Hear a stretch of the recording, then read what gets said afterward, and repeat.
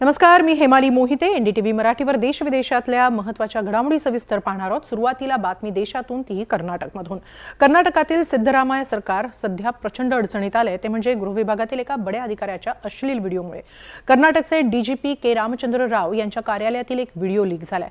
यात त्यांच्या कृत्यांमुळे समाजात आणि कर्नाटकात प्रचंड संताप व्यक्त होतोय, तर राजकारणही जोरात रंगू लागलंय. पाहूया कर्नाटकमधील हा खळबळजनक रिपोर्ट.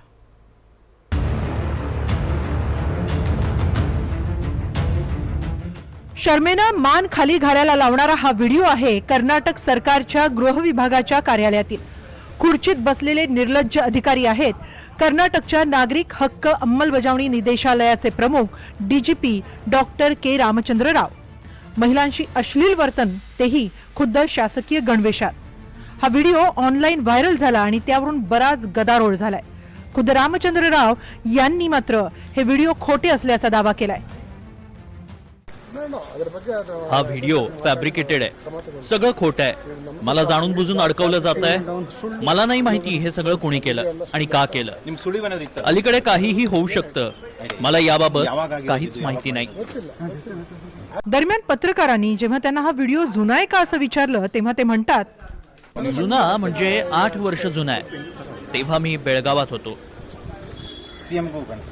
म्हणजे हे महाशय किती निर्ढावलेले आणि किती निर्लज्ज आहेत हे त्यांच्या बोलण्यातून, त्यांच्या देहबोलीतूनही स्पष्ट होत आहे. तसं पाहिलं तर के रामचंद्र राव यांची संपूर्ण कारकीर्दच वादळी आणि वादग्रस्त राहिली आहे. 1993च्या बॅचचे भारतीय पोलीस सेवेचे अर्थातच IPS अधिकारी, सध्या नागरिक हक्क अंमलबजावणी निदेशालयाचे पोलीस महासंचालक. 2025 मध्येच त्यांची या पदावर नियुक्ती झाली.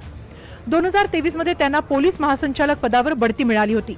तत्पूर्वी ते बंगळुरू मेट्रोपॉलिटन टास्क फोर्सचे अतिरिक्त पोलीस महासंचालक होते. कर्नाटक पोलिसात त्यांनी याआधी अनेक पदांवर काम केलंय. 2014 मध्ये देखील ते वादात अडकले होते.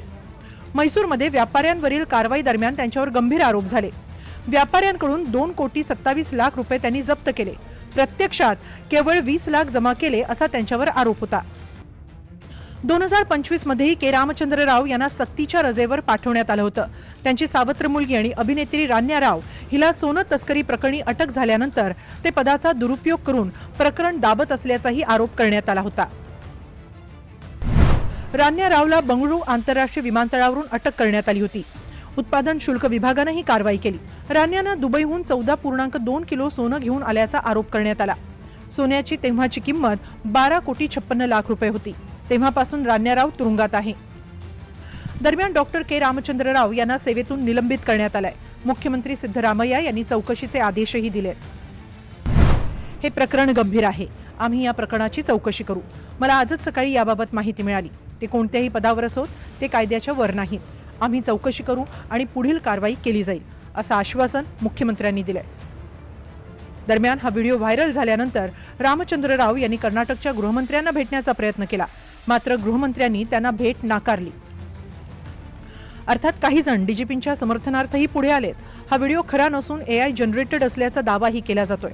त्यामुळे या व्हिडिओची सत्यता पडताळली जाणंही तितकंच महत्त्वाचं आहे. कारण ज्या पदावर रामचंद्र राव आहेत त्या पदाची प्रतिमा यामुळे मलिन होते. आणि जर हा व्हिडिओ खरा असेल तर त्यावर निश्चितच कारवाई होणंही तितकंच गरजेचं आहे. Bureau report, NDTV Marathi.